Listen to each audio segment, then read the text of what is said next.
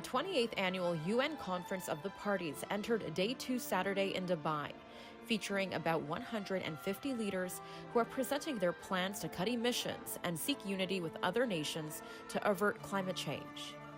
U.S. Vice President Kamala Harris arrived in Dubai on Saturday. President Biden and I have made the largest climate investment in the history of our country, and some have said the world.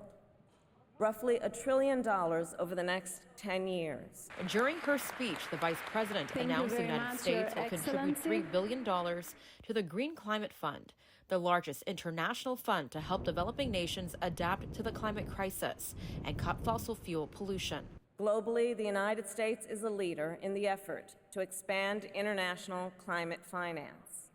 This year alone, we have increased our contributions to over $9.5 billion, which puts us on track to reach President Biden's ambitious $11 billion goal by 2024.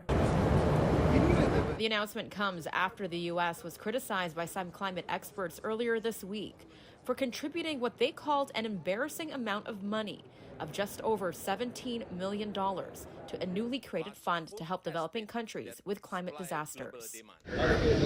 Meanwhile, protesters gathered outside to demand the U.S. to phase out the use of fossil fuels. The Inflation Reduction Act, while it does give money to boost renewable energy, what it doesn't do is address fossil fuels.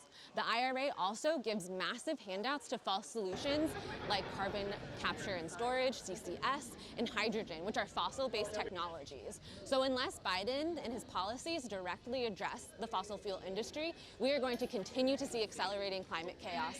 International governments lined up several energy announcements as countries continue to face pressure to come up with plans to halt the rise in warming emissions.